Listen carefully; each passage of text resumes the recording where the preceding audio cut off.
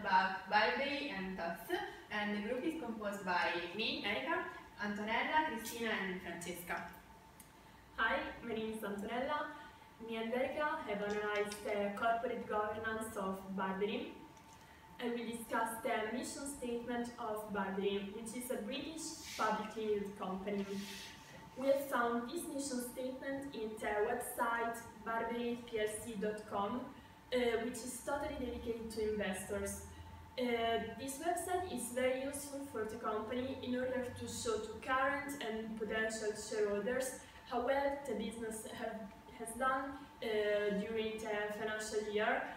And also in the United Kingdom, managers have a strong legal requirement to act in the interest of shareholders.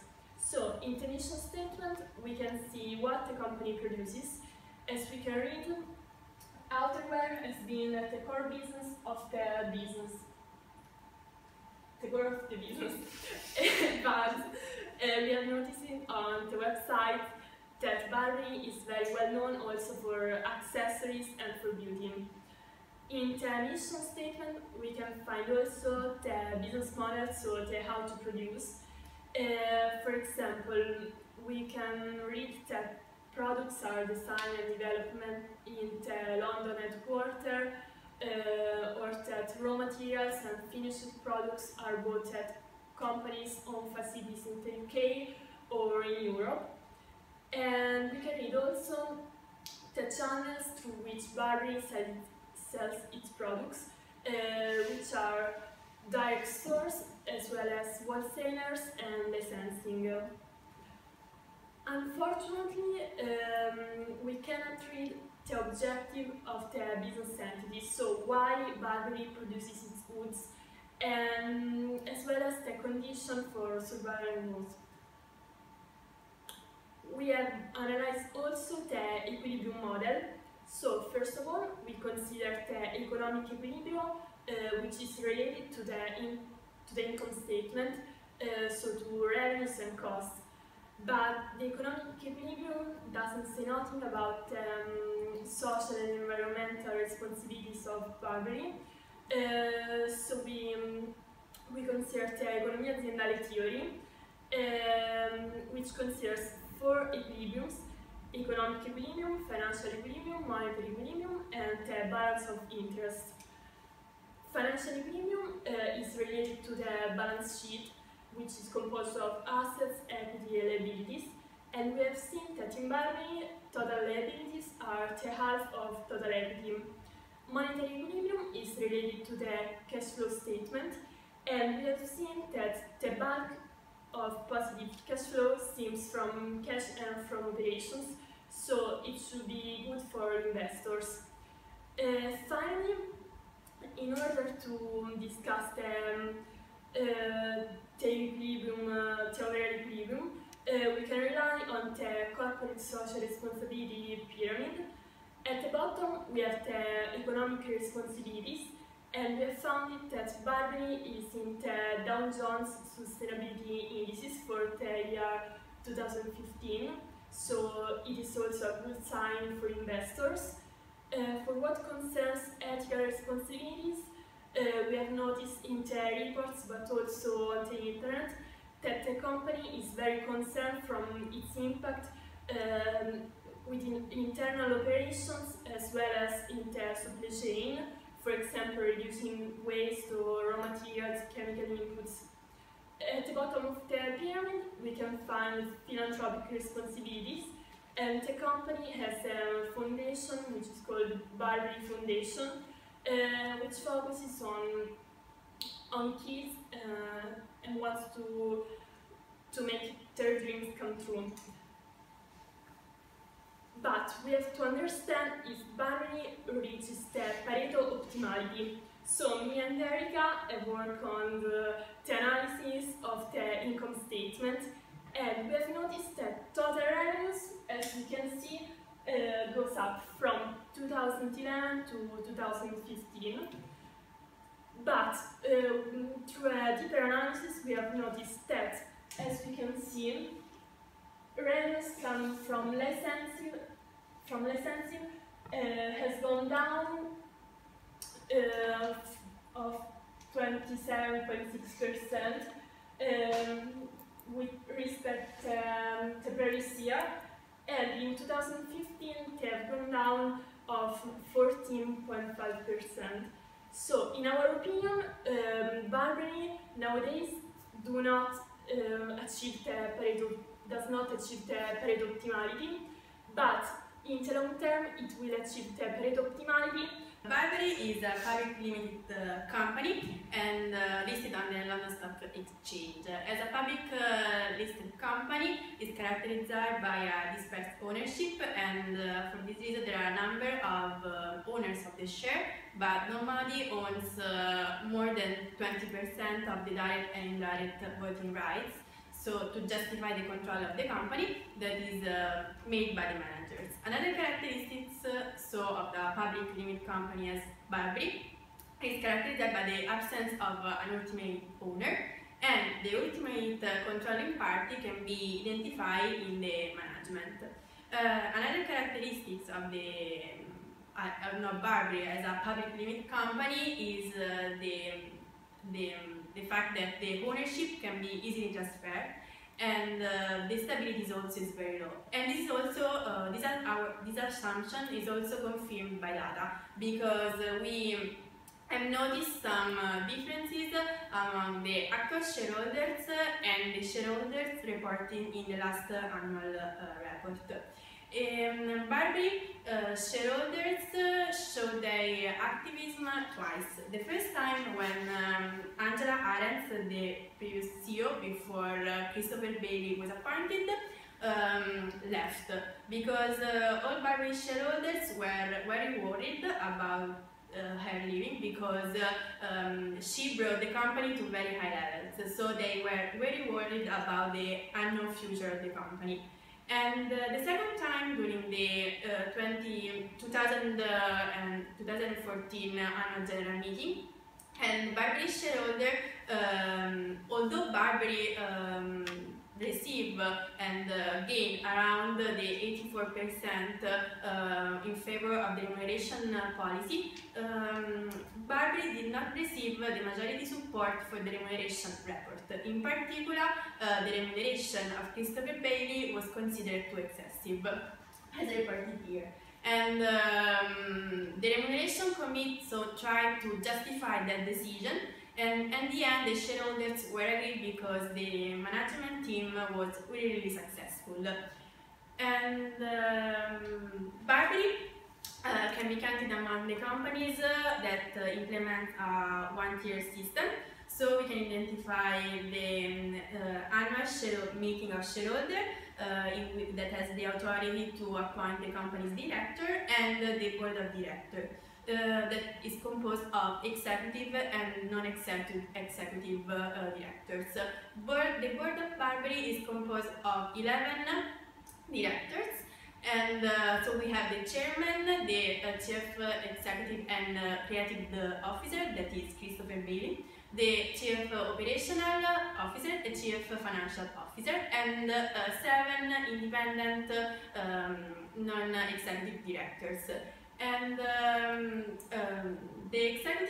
non-executive directors provide the company and the board with a strong expertise and independent support. They are brought from a wide range of industries, from the retail to the marketing, from the accounting to the media.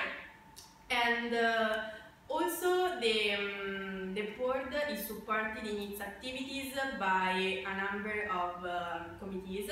The principal are the remuneration, the nomination, and the audit committees. And then, as we have analyzed also the accounting-based indicators related to Burberry, and we analyzed and we observed the return on equity and the return on assets, and we can notice that they grow up during the 2014, but then they decrease in the 2015. These are the other financial indicators that we have observed in the London Stock Exchange website. Burberry is composed of the parent company, that is Burberry Group PLC, and its main subsidiaries are located in three main regions: Americas, Asia, and Europe, Middle East, and India and Africa. Burberry also has three main joint ventures. What we can understand is that Burberry also, as it's reported in the annual report, consider its subsidiaries as entities over which it has the control. So the subsidiary autonomy is very low, and the operational and the strategic decisions are mainly made by the Burberry, the parent company. And so also we have noted that implementing a global strategy imply that the subsidiary boards are completely dependent by the parent. So now we have to understand if Burberry could be considered an azienda, because we know that a business entity could be an azienda, a part of an azienda, but it could also contain more aziende. So in our opinion, Burberry has the three attributes of aziendalità. First of all, it is a system, because its parts and participants are coordinated. Moreover, it is an open system, because its parts and participants are also integrated with the environment. For example, we have seen many interaction with suppliers, customers, but also licensees. The second attribute refers to decision-making autonomy, and the Burberry Group PLC, the company, has this decision-making autonomy. The third attribute refers to economicità. In our opinion, Burberry operates with economicità, which means that which is a method of action inspired by the logic of strategic effectiveness and operational efficiency. In our opinion, there is a unique azienda because subsidiaries are subsystems of the azienda. And the last topic that we want to talk about is the related party transaction about Burberry. A related party transaction is a transfer of resources, services, or obligation, regardless of whatever the price is charged.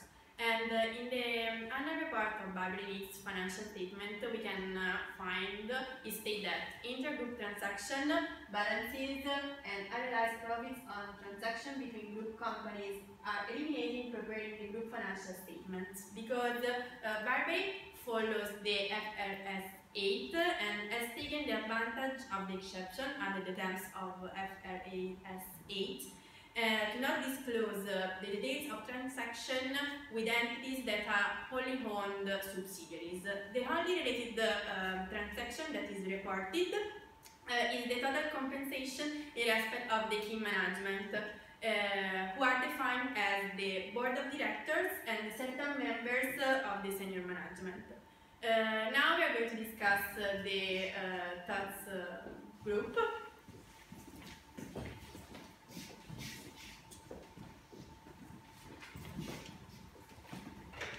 Hi, we are Francesca and Cristina, and as Anita said, we're going to analyze the second part of this project work, so the TOD'S group. TOD'S is an Italian firm, or better its origins are, and it was founded by the grandfather of Diego della Valle at the early 20th century, and at first it started as a very small shoe firm. After that, during the 70s, Diego della Valle completely changed and makes it as an international and a leader firm for what concerns luxury product, leather product, and shoes in particular.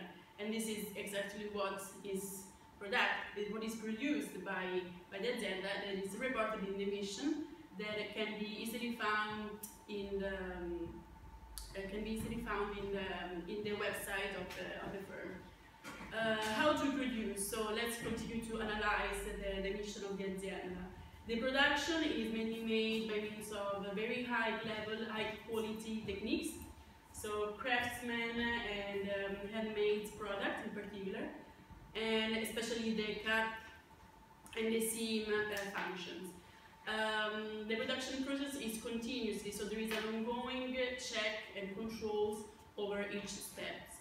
What about the primary interest of the azienda? The primary interest, we did not find exactly why to produce, but we can take on, we can assume that the main clients are people who have a high level power, economic power, and they are able to also to afford this kind of product because they are not actually cheap. And how create value is not identified, but actually we assume that this firm is mainly aimed at shareholders and not stockholders, not stakeholders, and not firms in general, but more aimed, and the main goal is to satisfy and create value for the shareholders. How to do so? By trying to minimize as much as possible the conflicts of interest, so also any kind of argues between the shareholders and the stakeholders. And we assume that actually this is all done concerning the short period, so medium short period. What about the equilibrium model? In order to analyze it completely, as also Antonella said before, we have financial equilibrium, the balance of interest, and finally the monetary equilibrium. And as the data said that we found, actually we have seen that TOD'S reaches the financial equilibrium, thanks to this, the total asset is more or less this. And also the monetary equilibrium is reached, but not the balance of interest. So the final result is that there is a lack in this, we have just a partial balance, not an overall one, and the Pareto optimality is not, at the end, is not reached. Anyway, what about the ownership structure? It's not very complex. Actually, we know that Diego Della Valle directly owned just 0.823% of the share, but it indirectly controls TOD'S overall company by means of the Diego Della Valle family. So there are several corporations that he indirectly controls, such as La Finanziaria Diego Della Valle and Diego Della Valle SRL. Then the other major shareholders, but no one of them exceeds 10% of the shares, are the Capital Research and Management Company, the Operating Fund, and the owner Bernard. We found out also that the ultimate owner is Della Valle family, but the ultimate controlling party is a natural person, and is Della Valle himself. So even if this firm has become international and an industrial firm, the family structure is still present. And we found out also that thanks to this, according to the agency theory, we have a second type of problem. And now we're going to talk about the direction and everything that concerns it. Okay, we can talk about the direction of TOD'S, and we have seen that the board of directors is composed by 11 directors, and the number is comprised between 3 or 15, it depends on the specific situation. In the board of directors, we have found 4 executive internal directors, and the other are non-executive external one. This is an important information because it's about the so-called outsider ratio that is very important in our case, so in a case of a family company, because it's a sort of guarantee for independent, we could say. We have seen how the board of director members are elected. They are elected through the voting slates procedures. So that is a procedure made in different steps in which the directors are voted. And then in evaluating the board of directors, we have found out the so-called usual aspects. The most important is the so-called CEO duality, because Diego Della Valle is the CEO, but at the same time is also the chairman. Okay, so due to this aspect that is very negatively evaluated, is counterbalanced by the presence of an independent committee and of a lead independent director that is a sort of guarantee for the autonomy in the decision making of the board of directors and also a guarantee for the minority shareholders. In order to give another proof of the quality of the board of TOD'S, we have also evaluated the different members through their CVs, so the so-called positive attributes, and we have found that in particular Diego Della Valle and also the other family members in the board are particularly characterized by professional background, experience and so on. Then we have analyzed the board committees, and we have found that TOD'S respect the Borsa Italiana suggestion. So there are the three main committees that are the audit, the nomination and the compensation one. But there are also other committees that are added to these three basic ones, such as for example the risk and control committee. Then we have evaluated the board through different theories, such as the agency theory, the shareholder theory, sorry, the resources dependence and the team production theory. And we have found a positive result of the board evaluation apart from the agency theory that recognizes in the CEO duality a very negative aspect, that is, we have said, the counterbalanced by the presence of the lead independent director. Then we have analyzed the managers of TOD'S, and in particular the top management that is characterized by 2 internal managers and 2 external ones. And this is a very important topic, especially in a family firm, because external managers are a very important guarantee for benchmark with the market, so it's very important their presence. Then we have found how they are compensated, so through the executive compensation, and we have found a fixed and a variable component of their compensation. In general, the compensation results very high for Diego Della Valle. Then we have analyzed the legal entities map of the group, and we have found out that there is the holding company, that is TOD'S SPA, the parent company, and there are different subholdings, and each subholdings have different subsidiaries. This has led to a sort of multi-level group analysis and structure. Then we have found that the company recognizes some main strategic subsidiaries, so they have a very important role in the development of the strategy of TOD'S. Another important aspect is about the intra-group interlocks, because there are many directors that are also, the board of directors of TOD'S, also director in the subsidiaries, and this phenomenon is called intra-group interlocks. But there are also some other intergroup interlocks, so external, such as in the case of Luca Cordero di Montezemolo, that in the last days has decided to quit to sell the shares. Yeah. And one of the main interlocks example is Andrea Della Valle, which is the brother of Diego Della Valle, and that is also the manager, one of the most important manager in the TOD'S SPA.